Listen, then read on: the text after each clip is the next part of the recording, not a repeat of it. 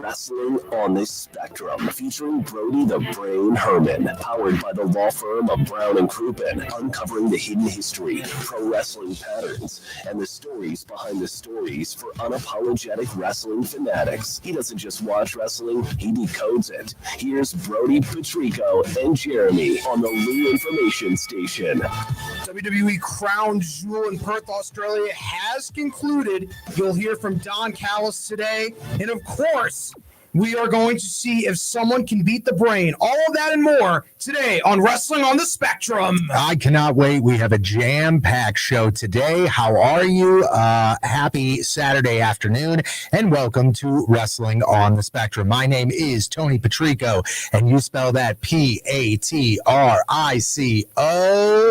baby. And joined in studio by JC. JC, how are you? Ooh, if this is a Wrestle Dream, don't wake me up, Tony. Oh, boy. And, of course, Brody the Brain Herman. Brody, how are we this Saturday afternoon? We've got a lot of wrestling content coming down the pipe, so let's dive into it, guys. Yes, sir. Also on the ones and the twos and the threes and the fours is our main man flying, Ryan Swingler. Ryan, thank you for joining us as well on this Saturday afternoon. If you are tuning in on YouTube, which you can find us, LouInfo.com, or on the YouTube, just search for Lou Info.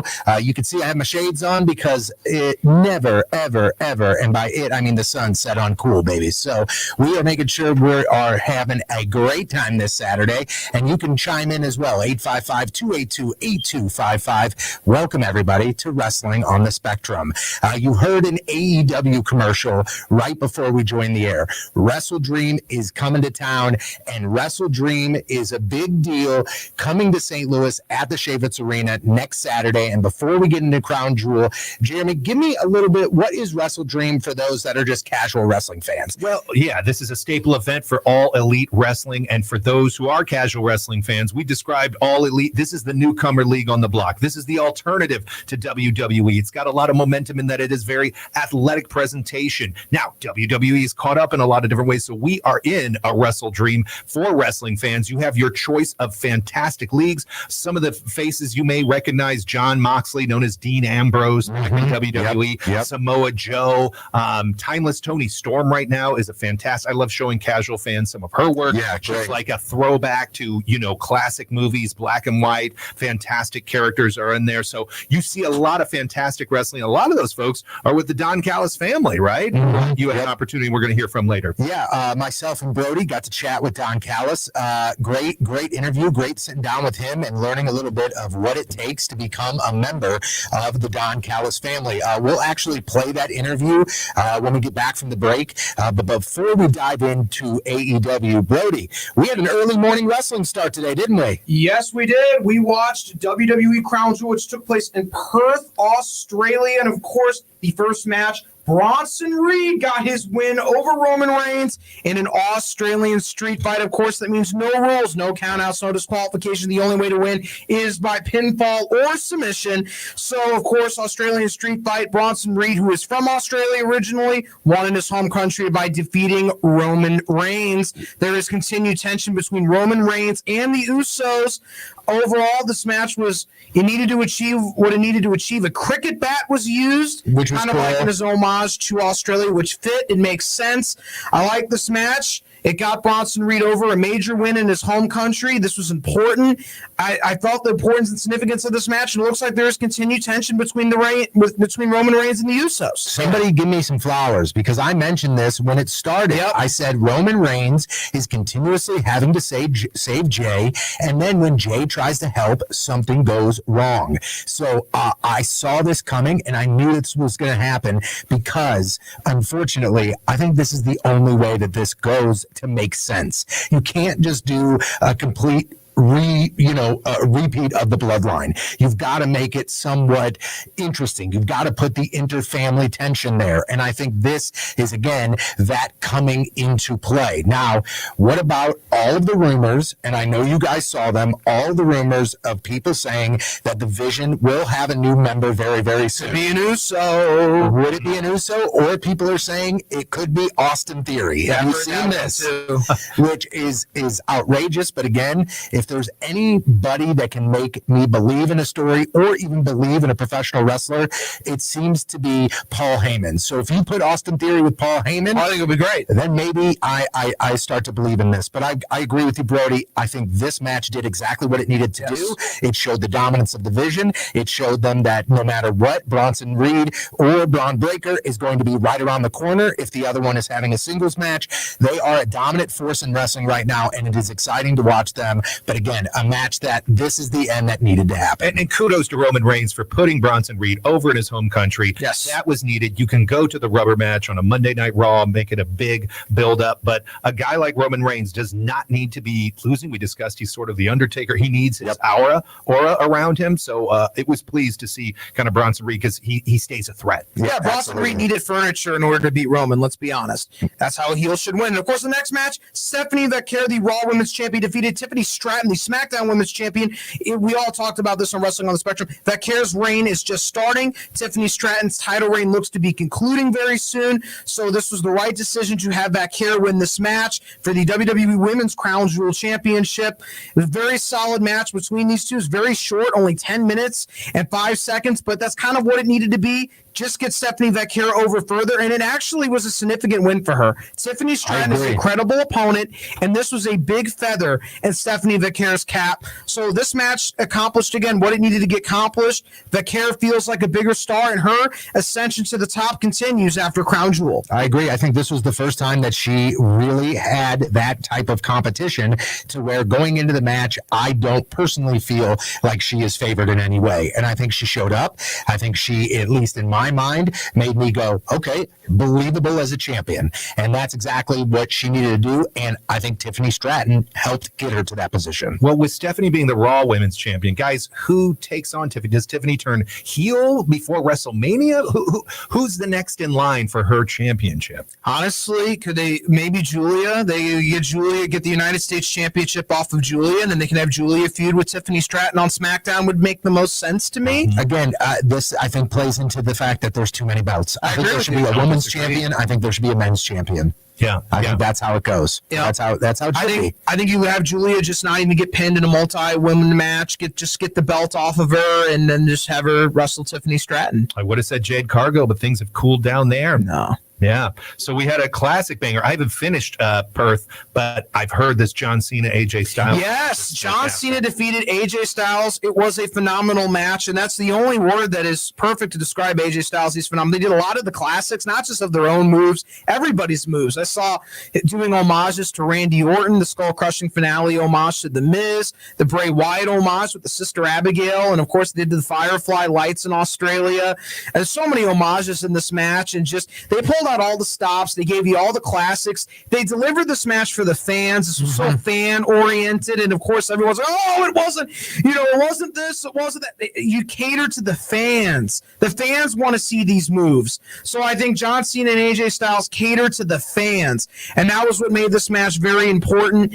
I think Cena was right to win this match. AJ Styles put him over like $1 million, and this was everything that this match needed to be for the fans. Yeah, I second that, Brody. I just wanted to say it's just so cool seeing John Cena hit a tombstone. And isn't that great? As a fan, like, you can't say that's not a phenomenal match. Two great wrestlers that just know what they're doing. So Video game come to life. yeah, and really think about it here. Okay, what storyline is John Cena in right now? None. Right? John Cena retirement. So guess what we're going to get? We're going to get fun, nostalgic, Right. really great wrestling matches for the rest of John Cena. And I think that's great because I think they tried this whole let's put him in the storyline to ruin wrestling, and it did not work. And we were very vocal about how we did not like it. And I think that led to them going, okay, how about we just go, John Cena is a hell of a wrestler. Right. Let's send him out as a hell of a wrestler having great matches. What are your thoughts very quickly here on the rumored final opponent for John Cena on December 13th, Gunther? JC, what are your thoughts there? Makes a lot of sense. Gunther seems to have Triple H's crown as far as just, the next anointed one. I could see it. Brody, what do you think? I think it'll be if it is Gunther, I think it would be a great match. I think Gunther retiring Goldberg Goldberg and John Cena in the same year. What a legend killer that would be. And that would build up so much momentum for him going into the Royal Rumble and the WrestleMania. It would be long term. I mean, we're going to talk about this a lot down the line of what they should do with John Cena. There are so many wrestlers that have put over guys on the way out. Steve Austin, I don't count the Kevin Owens match. That's ridiculous. But, I mean, he put over The Rock on his way out. You know, Shawn Michaels put over The Undertaker on his way out. Ric Flair put over Shawn Michaels on his way out, his WWE retirement match. Batista put over Triple H on his way out. It's very common in wrestling for wrestlers to put guys over on the way out. Would it be uncharacteristic for Cena to do anything else? I don't know. Should he put over a guy on the way out? Some fans believe he should. Other fans believe that he shouldn't, and that Cena should go out on a win. I don't know. I think Cena's a consummate professional, and I think he actually does think about the wrestling business in a long-term fashion. And I do think he'll put somebody over, and he'll be looking at the lights for in his retirement match. I don't know. We're going to talk about this a lot coming down the pike, but of course, the next match, Io Sky and Rhea Ripley defeated the Kabuki Warriors of Asuka and Kairi Sane. This was a good match, very solid, I guess. Tag match.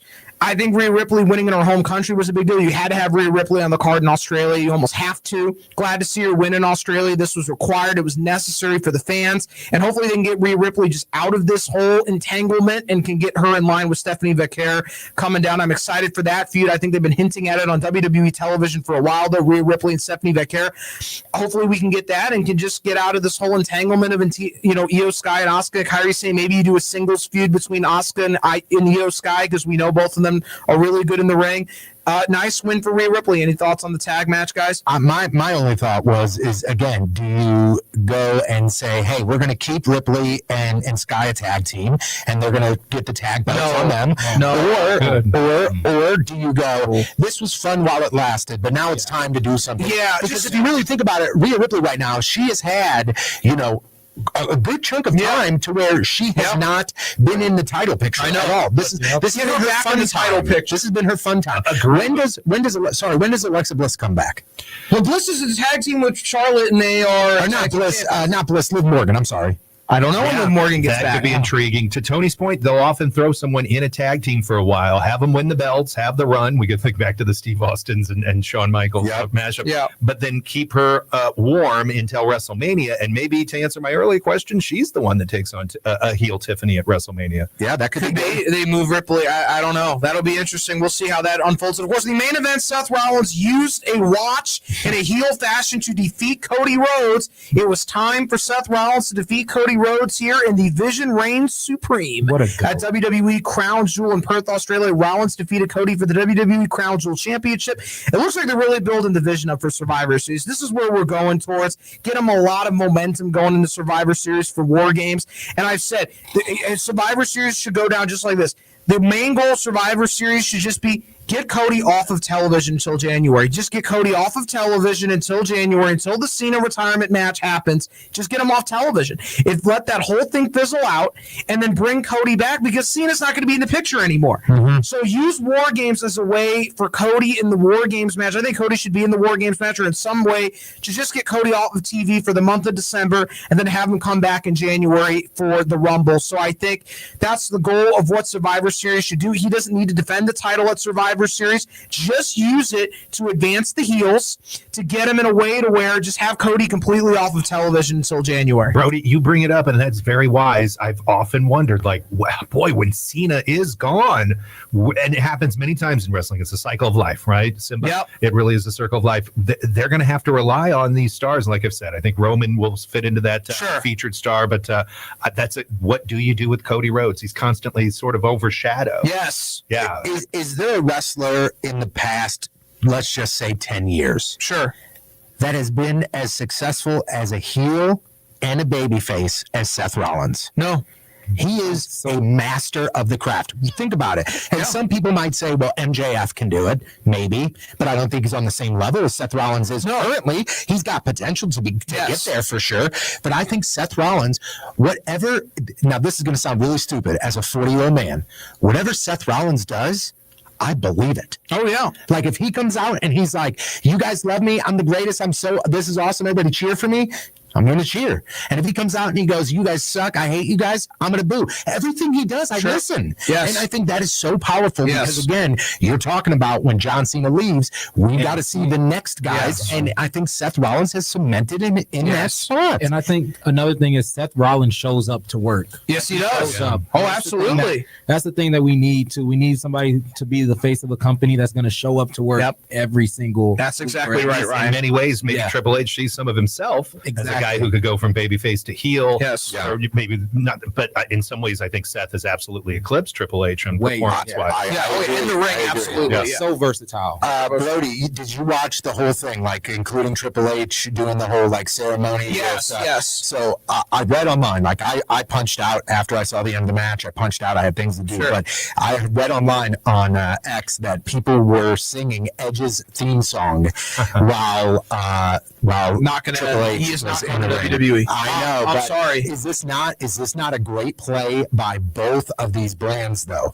We'll leave the mystery out there. We saw Cope leave AEW and say, I have to go. I don't know when I'll be back. So I think smart move on Tony Khan and AEW for leaving that mystery out there. You get people talking about, well, did you see, he said he was leaving. Everybody goes and watches the clip. The intrigue is there. And then on the WWE side of thing, again, you don't say no. You don't say no. It's never say never. It's never say never in the sport of wrestling. But I believe that the Edge and Christian reunition, they need to get the tag belts one more time. And I don't think that it's no reason for him to go back to WWE. What, for just one thing? That doesn't make any sense. Christian's his childhood best friend. Not a lot of people maybe know this. Christian is Edge's childhood best friend. They go back since childhood. Yeah. Childhood. There is no reason that he would ever want to leave his childhood best friend to just go back to WWE. And I think he, in his own mind, he's feel like he's had his final run there. And I think him and his childhood best friend just want to ride it out in AEW and hold the tag belts one more time for a good long run, then put over some other tag team. And I think kind of like a lot of tag teams do, just kind of are, going out in the sunset. And so here's my question though. It's 2025, and we have found out very quickly that you cannot believe anything anymore because of the Seth Rollins injury. Of course. So who's to say that 2025 is not the year where we find out that for a price, these two companies are willing to work with each other for one day? I mean, Zero that's chance where of the that. favors come in. He says zero chance, and I I'm think not in this year. Maybe in some point, but not in Never this say year. never in this business. Never And say to Tony's never, point, though. This has been a crazy year. Yeah. Boy, as hard as WWE has been going after them with the counter programming, wouldn't this be quite the ace up Tony Khan's sleeve? Yeah. Maybe we could talk to him about it. I mean, wouldn't that be wonderful? And then make a deal to do exchange. That just raises Edge's profile, which then in turn can lead to new viewers catching AEW. Edge loves to be the first to do things. He loves to make history. And speaking of loving to make history, that is something that Don Callis, head of the Don Callis family over there in AEW, said to us. I asked him a question about what he loves doing the most, and he said making history. He said he has done it in the past and will continue to do so at AEW's Wrestle Dream when it comes here to the Chaffetz Arena on the 18th. Tickets still remain. You can go to AEWTix.com to buy those tickets. When we get back from the break, you will hear our full interview with Don Callis from the Don Callis family. This is Wrestling on the Spectrum here on the Lou Information Station, online and on demand at louinfo.com.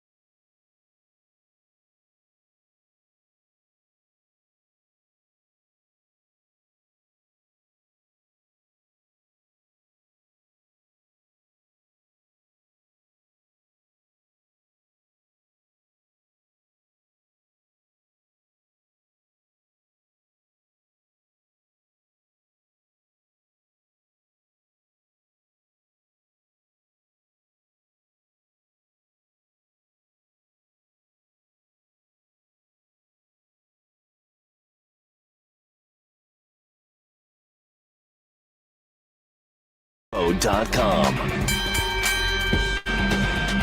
and gentlemen, welcome to Wrestling on the Spectrum. My name is Tony Patrico, and you spell that Patrico, baby. And joined, as always, by Brody the Brain Herman. Brody, when I hear someone say professional wrestling heel, there's a name that comes to mind, and I'll let you go ahead. Hit him with the intro. Absolutely. Of course, this guy is originally from Canada, from the Winnipeg area. He came up with that Calgary crew of Chris Jericho and Lance Storm and Jerry Morrow and a lot of those guys. He's worked in places like WWE, ECW, TNA, New Japan Pro Wrestling, and now he's the leader of the Don Callis family in AEW. Ladies and gentlemen, Don Callis! Woo! Don, thank you for joining us, man. We really appreciate it. Yep. Thank you for joining us. Good to be here. So, Don, I'm going to dive right into it here. And I know that I mentioned, when I hear professional wrestling heel, and I've seen multiple people refer to you as the most vicious heel out there. I know you are anti-cool guy heel. What does it take to be that vicious heel? You say that as if there's some sort of a step-by-step book I could educate someone or sell. It really is just about, I'm just myself. That's it. I mean, I don't dial it up. I mean, maybe my clothes are moderately different than they would be if I went out to dinner in New York or something. But I let my true feelings come out. I don't have a lot of patience for stupidity, for people that aren't good at their jobs, and I encounter that in every moment of my life, whether it's at work, going through an airport, checking into a hotel, getting on a private plane and having to deal with people, the pilot. I have zero patience. So rather than trying to hide this part of my personality, I just, allow myself to be me. And people seem not to like it or whatever you want to call it. And that's okay. I mean, they like me, can react however and act however they want to. Yeah. So, or technical difficulties with the radio show, trying to do an interview. No patience for that either. I can only imagine. We apologize for that. Now, I will tell you this. This is one thing that I absolutely love is when I look at the Don Callis family in its current state, there's always that strength in numbers, and you continue to grow the family. Now, my question is to you now, what happens when the foundation starts to crack, when things get a little overcrowded? Is that where Don Callis steps up and says, it's my job to put this family together and be the glue? Or how do you handle that scenario? Well, I could ask you the same question. If you got a nice house, you got a 4-bedroom house, and all of a sudden you have 5 kids, what do? You get rid of one of the kids? No, you buy a bigger house. Very simple. And so there's always room for high quality, genetically gifted athletes in the Don Callis family. And I will continue to find ways to make that work. People joke about the salary cap. I don't have a salary cap. I have a talent cap. In other words, people who aren't talented enough don't get looked at.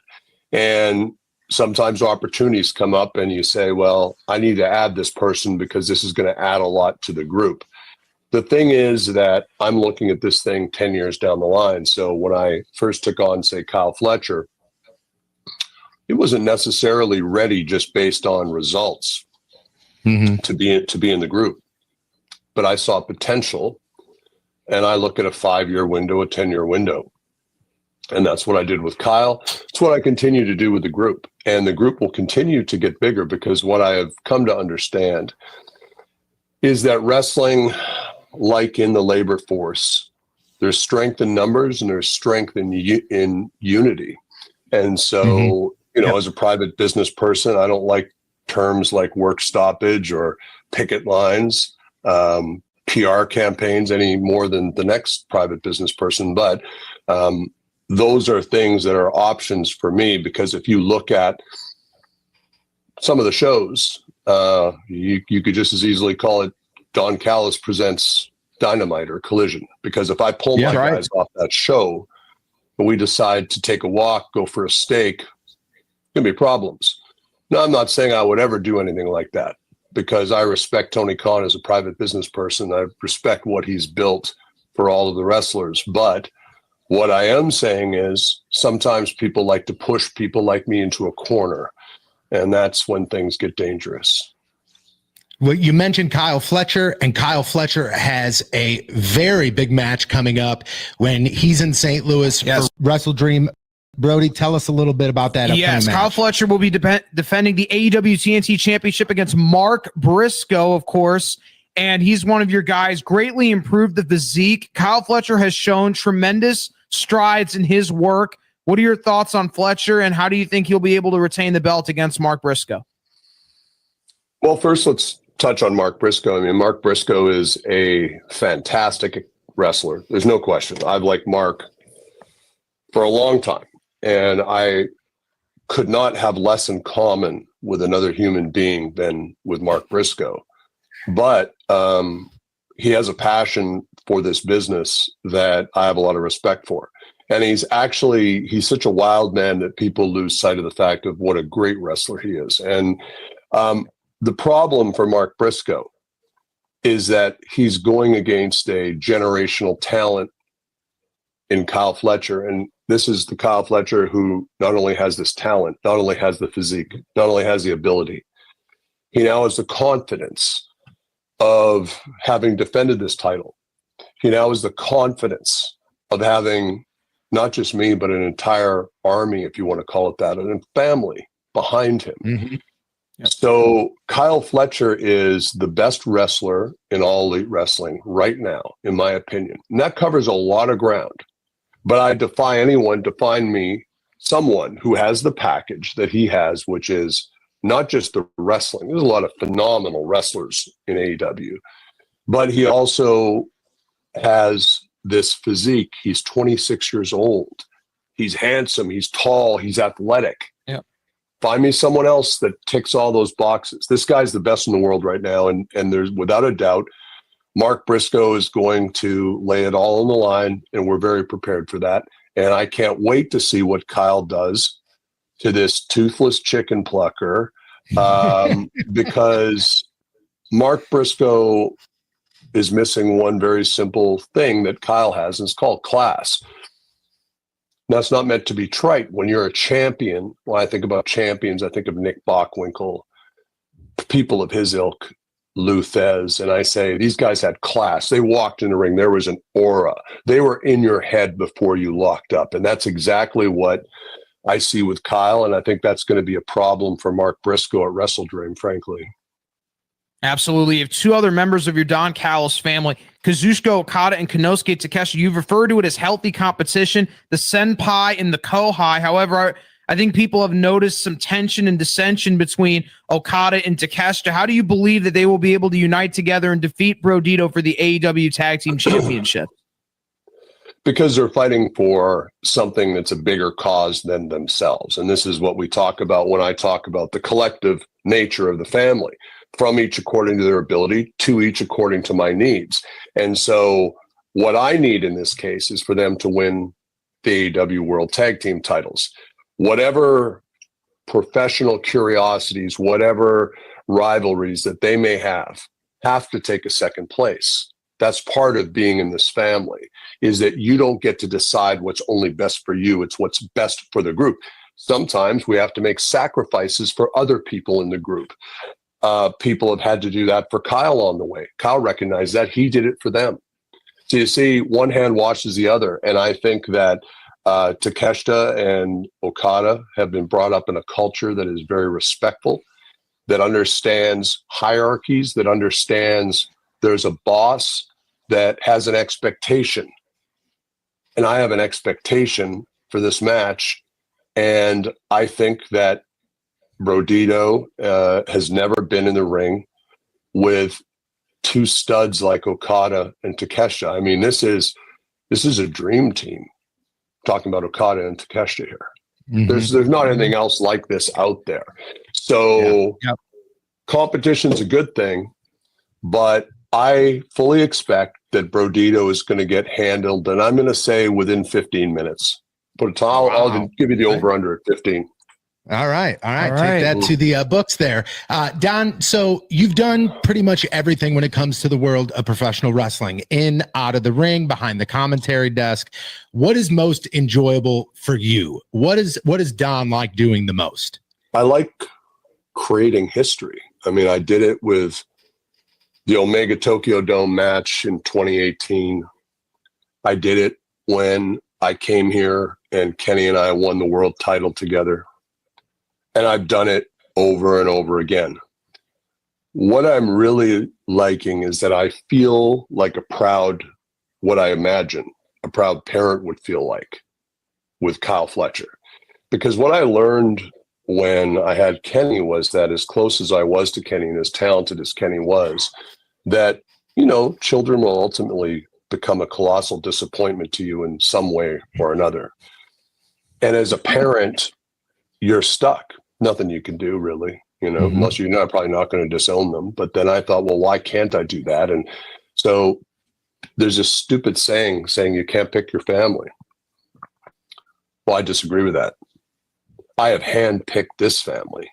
And Kyle Fletcher has given me faith in the family unit. He's given me faith in how you raise children, because Kyle Fletcher is everything I wanted Kenny Omega to be, especially mentally. And Kenny was too weak to be able to take it to the next level, as talented as Kenny was and probably still is, right? Mm-hmm. Mentally doesn't have it. Kyle has it. Kyle's a killer. Kyle is a freak athlete. And so I take great pleasure watching Kyle Fletcher do what he does. And it's interesting, I'll say something to Kyle Fletcher on a flight. Oh, I thought I saw this the other day. I don't tell him to do it. I don't suggest anything. Week later, 2 weeks later, month later, he's having a match, and I'll see what I told him crop up in that match. So this guy is a savant for wrestling, and he's got an army behind him. Speaking of that army, I mean, we saw 2 new members of that army. Yes, Andrade and El Colon, I believe, are the 2 newest members of the Don Callis family. Talk about those guys and talk about why you recruited them into the Don Callis family. I think it's limiting thinking to begin to think that all this family and myself are about is professional wrestling. We are, whether, Tony Khan and I probably disagree on a lot of things, but one thing I think Tony would probably agree on is that the Don Callis family has really taken over All Elite Wrestling. So I could hunker down and I could try to entrench us in that position, try to cling to that power, or I can grow. And so we have tried to grow. We've done it with some of the new members. There is going to be some things coming out of Los Angeles, out of Hollywood, for lack of a better term, in the next 3 to 4 months that are going to involve the Don Callis family, which is going to turn the wrestling world on its ear, frankly. And I also look geographically as someone who has an MBA in international business and ran a worldwide trade and investment agency in a prior life. I understand the benefits of globalization, not just the bad parts of it. And I say, why wouldn't I want to have a strong presence? So now Mexico is the hotbed, or one of the hotbeds of professional wrestling. CMLL, the oldest wrestling promotion in the world. Well, why does the C in CMLL, why can't that stand for Callis Mundial de Lucha Libre? Because we have got a foothold right now in Mexico with El Clone, with Andrade, and of course with Hechicero, who has been setting the world on fire since he's been with me. Absolutely. So we are, just like we've expanded into the Japanese market with Takeshita and Okada, representing in some ways, some people would say in Japan, the present and the future of Japanese wrestling. We've now done it as well with Mexico. So what I do, to answer your question, is I grow exponentially. I grow and into other sectors other than just professional wrestling. And that's where you get power, because with diversity, when you diversify a portfolio, you insulate yourself from risks. So if Tony Khan decides he wants to take a run at the Don Callis family, well, I have the wherewithal outside of AEW into these entertainment sectors, into these other geographic markets to fight that off. So we're going to continue to grow. People keep saying, oh, there's too many guys. Too many? It's only too many if they're not any good. And I don't have that problem. Yeah, and as long as you have soldiers that are willing to follow your lead, I think that the Don Callis family is going to cause havoc for a long time, and I'm excited to see it. Don, one more question before we let you go. Looking at the state of professional wrestling as a whole, you've been around for different eras. What are your thoughts on the current state of professional wrestling, and where do things go from here? Well, I can really only comment on All Elite Wrestling. I've actually never watched wrestling shows in my career. I don't watch it. I don't care what other people are doing, because what I'm doing is what I want to be focused on. So all I can tell you is that we are on the cusp of a historic time in the professional wrestling industry, specifically here at All Elite Wrestling, because there has never been a person outside of Tony Khan who's had the kind of power that I'm wielding right now in this company. And I'm not sure how I think it's a great opportunity, frankly, for Tony to bring me into the tent and to say, Don, why don't you head up this area for me? Why don't you and the Don Callis family begin to develop these properties for me? That's one way to do it. Wouldn't you rather have someone like me inside the tent urinating out rather than outside the tent urinating in? Because once you cross a line with me, it's done. I'm going to bring the full weight and force of this family, numerically, monetarily, and otherwise, and I'm going to bring you down. So we're going to grow, and we're going to grow in the amount of influence and power that we have in All Elite Wrestling. And I'm fascinated to see, because Tony Khan is a genius, got genius level IQ, successful businessman. I know Tony's going to want to do the right thing for his business. And the right thing for his business is to acquiesce to what this juggernaut called the Don Callis family needs. Well, Don, I'm telling you right now, when Wrestle Dream comes to St. Louis next weekend, and we are here at the Chaffetz Arena, if we cross paths here at Wrestling on the Spectrum, don't make eye contact, please. Don't. We will not. We honor and respect the Don Callis family. Yes, we honor and respect and appreciate everything you're doing currently with All Elite Wrestling. So, Don, thank you for giving us a moment of your time this afternoon. And again, we wish you all the luck when you and your family are here at AEW Wrestle Dream at Chaffetz Arena on the 18th. Thanks, guys.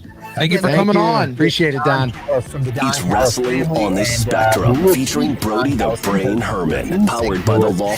We will see them at AEW Wrestle Dream, which happens next Saturday down at Chaffetz Arena. And actually, Wrestling on the Spectrum, pretty heavily involved with AEW Wrestle Dream. Brody, tell them where we'll be next weekend. Absolutely. We are going to be involved in adfreeshows.com's Top Guy Weekend. That's Conrad Thompson's Top Guy Weekend. We're going to be live here. It's going to be at 11 o'clock a.m. We'll start time. It is going to be fun. There's going to be some guests. I'm sure it is going to be an absolutely great show. We will preview the AEW full Wrestle Dream card. So listen, next week we're going to preview the full AEW Wrestle Dream card. So far, the matches that have been announced are Darby Allin versus Jon Moxley in an I Quit match, so that's no disqualification, no count out, no rules. The only way to make your opponent, the only way to win the match is to make your opponent say the words, I quit. Hey, and you actually talked to Darby Allin. Yes, I talked to Darby Allin. The interview is up on the Wrestling on the Spectrum YouTube channel. You can watch the full me interviewing Darby Allin. And of course, we've got Tony Khan actually booked a rematch for once. AEW Women's World Championship. Chris Statlander is defending the title against Timeless Tony Storm. And of course, for the $500,000 tag team match, it'll be the Jurassic Express reunited. Jack Perry and Luchasaurus will take on the Young Bucks, Nick Jackson and Matt Jackson. Of course, for the AEW TNT Championship, Kyle Fletcher, it will be defending against Mark Briscoe. Kyle Fletcher, of course, a member of the Don Callis family. And, of course, for a tag team match for the AEW World Tag Team Championship, the champions Brodito will be defending their titles against the members of the Don Callis family, Konosuke Takeshita and Kazuchika Okada.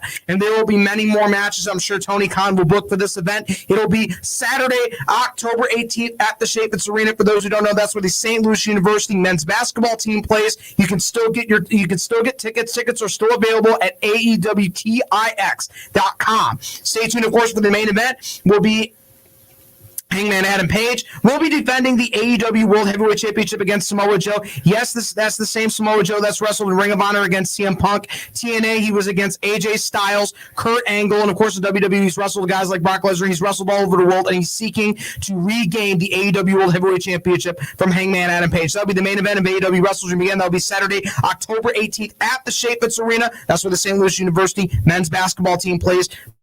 You can still get your tickets at AEWTIX.com. I mean, they might as well just clip that and just play that throughout the week, and that will help ticket sales. I mean, that was an incredible rundown of what you can see at Chaifetz Arena next weekend. Again, October 18th. It is AEW Wrestle Dream. Oh boy, am I excited. It's time! So we do a segment on this show called Beat the Brain. We've done it with our guests that have called in. We've done it just for funsies and trying to stump our resident brain, Brody the Brain Herman. And today we have a special treat for everyone. So speaking of AEW Wrestle Dream, we have a pair of AEW Wrestle Dream tickets to give away if our guest, Colin, can beat the brain. Colin, thank you very much for joining us here on Wrestling on the Spectrum. Thank you for having me, guys. Appreciate it. So, Colin, I have a question, and sorry to cut you off, but how deep does your wrestling fandom go? I don't know. Back when I was probably a little kid, I just started watching wrestling one day. I remember watching Shotgun. I think it was Shotgun on Saturdays on KPLR back in the day. Love it. Because I didn't have cable, because, or you don't have cable. So I'd just watch it. I'd watch clips of Raw, SmackDown, whatever's on, whatever I could get my hands on. I would read a lot about it, magazines, like all the time. And my cousin and I would sit and we'd get together. He would actually tape Raws on Mondays and we would watch them over the weekend. Oh, I love it, man. Yeah, man. Back in the day, my knowledge varies from like some 80s, but mostly Attitude, Ruthless Aggression. Awesome. Well, I'll give you guys some rules and some guidelines here, okay, as far as what we are going to expect when it comes to beating the brain. And first things first, I'm looking at my sheet here, and I think 80s is where we're going to live, okay? So it's going to be 80s will be the farthest we go back all the way up until modern day, okay? So no like deep dive to like the history of wrestling. Okay. I am going to read you guys a significant event that happened in the world of wrestling, and your job is to give me the year. Okay. But Brody, because you are such a fan of matches that do not have rules and they have all kinds of different stipulations, we will treat Beat the Brain no differently. Okay. There is going to be a stipulation here, and that is Colin gets a 3-year span. Yes. So, for example, if the answer is 2000, we are going to accept the answer 99, 2000, or 2001. Everybody understand the rules and on the same page. Yep. JC, I am going to need you to help me keep score. Okay. I have a pen here if you need a pen or if you're going to do it electronically. Let's set the baseline. We're going to do 2 examples. Okay. I'm going to start with the brain. All right. Hulk Hogan's victory over the Iron Sheik at Madison Square Garden, a moment often credited with launching Rock and Wrestling Connection, happened in what year? Give me January of 1984, sir. That is correct. Yes, January of 1984. I'm getting questions correct. Like this, man. Okay, how about this? The first ever WrestleMania main event featured Hulk Hogan and Mr. T against Roddy Piper and Paul Orndorff. What year was that? Thinking. I'm going to say 83. Ooh, we would have accepted 1984, 1985, or 1986. 1985. Sure was my gut with 85. I was going to say 85. All right. So far, 1-0, but that was an example. That was an example. We were set the baseline. Hey, Brain, take it easy. Okay. Ryan, you're the special guest referee in here. You better get control of this, okay? Hey, I may have to tee them up. You know? Yes. All right. Here we go. We are going to start with the brain. Okay. After winning the King of the Ring tournament, Stone Cold Steve Austin delivered his Austin 316 promo in what year? That would have been 1996. That is correct. We have officially someone on the board. Oh yeah, we do have a bell. Jeremy, you want to do the bell? I'd love to. All right, we have our own ring bell here, so you got to hold it up. There you go. All right, Colin. The Monday Night Wars, the iconic ratings battle between WWE's Monday Night Raw and Nitro from WCW, began in what year? I'm gonna say 93. That is incorrect. We were looking for 1995, so 94, 95, or 96 would have counted. Okay, Brody. Yep. The Undertaker's legendary WrestleMania winning streak was broken up at WrestleMania 30 by Brock Lesnar. Yes. In what year? That would be 2014, sir. That is correct. That is correct. So Jeremy scores currently 2-0. 2-0.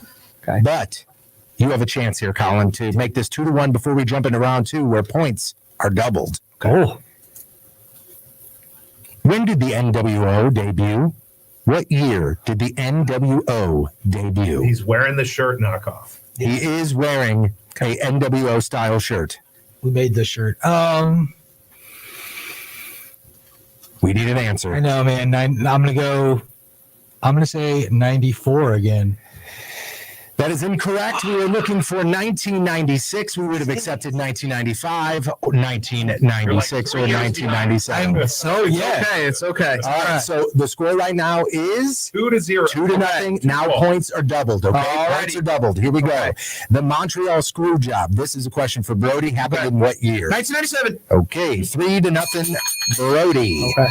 All right, here we go. This is good. AEW was founded in what year, Colin? AEW founded in what year? You got this, man. I know I do. You got this. Think of AEW. We're going to need an I'm answer. gonna say 2020. That is a correct answer. The correct answer is 2019. So we officially have a point on the board for Colin, and the score is Wow, it's 4-1. 4-1. No, 4-2. 4-2. Points are doubled. Right. Oh, so Double. points are doubled. Okay, Brody. Okay. What year was the first ever Money in the Bank ladder match? I would say 2005. The correct answer is 2005. Nice. It's actually, I believe, Brody. Did you give Brody the double points for his first question? We got to make sure the score is right here. Okay, he did. He did. We got it. 6-2. 6-2. Okay, Colin. The first ever women's Royal Rumble match was held in what year? The first ever women's Royal Rumble match was held in what year? I'm gonna say 2014. You are 4 years off, my friend. 2018. Okay, here you go, Brody. Okay. In a match wildly considered a masterpiece, Sami Zayn's emotional journey with the Bloodline culminated at the Royal Rumble in what year? 2022. That is incorrect. The correct answer is 2023. Wow. 2023 is when he hit him with the chair. He turned on Roman. All right. All right. So what is the score? Oh, Colin, you got one more this round. I'm sorry. Okay. How about this? In a major turn of events at WrestleMania, Stone Cold Steve Austin, the top babyface, aligned with his rival Vince McMahon. What was the year this happened?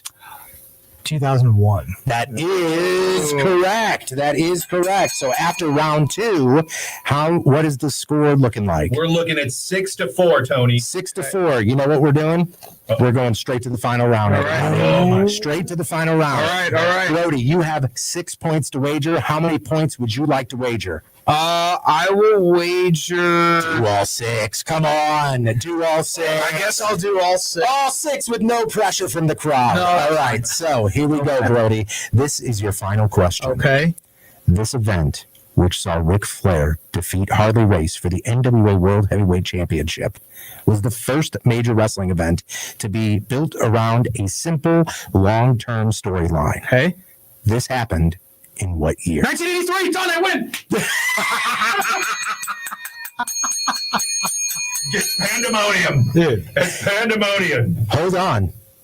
I'm getting word from backstage that, Colin, if you get this question correct, you still will be given tickets to AEW's Wrestle Dream. Yes, you will. Oh, if I get it Money right. in the bank. I will also give you 2 opportunities here. All right. So the question is, the first ever Royal Rumble, it happened featuring only 13 participants. Question number 1 is, what year did this happen? And your redemption question to win it all is, who won? So first row, you said first row Rumble? Yes. First Yes, Royal sir. Rumble ever. All right. When was the year? Do you know that? Give me an educated guess. All right. Educated guess is going to be 83. It's 1988. You're 5 years off. Here's the redemption. So awful. Here's the redemption. Here's the redemption. All right. I will give you one final clue. The answer rhymes with Mraxbraw Schmim Schmuggen. Come on, tough guy. So Give me the rhymer again. nope, I can't. I'm afraid I'm going to curse if I give it again. Yeah. All right. Do you have an answer? Oh, It rhymes with Hacksaw Jim Duggan. Yeah. Hacksaw Jim Duggan. He's loaded!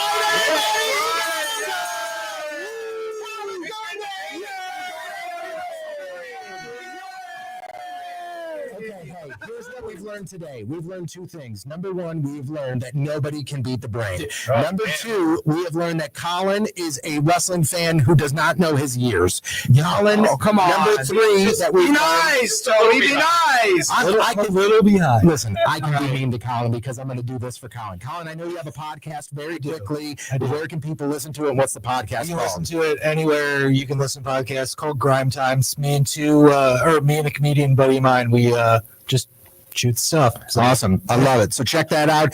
We'll link that up on our socials as well. But guys, that's it for Wrestling on the Spectrum today. A big thanks to Brown and Crouppen, our sponsors, 222-2222, Brody, JC, Colin, Flyin, Ryan, Swingler. We will see you guys live from Top Guy Weekend At 11 a.m. next week. 11 a.m. Woo-hoo! Thank you guys for listening to Wrestling on the Spectrum here on the Lou Information Station, live and on demand at louinfo.com. The Lou Information Station, 590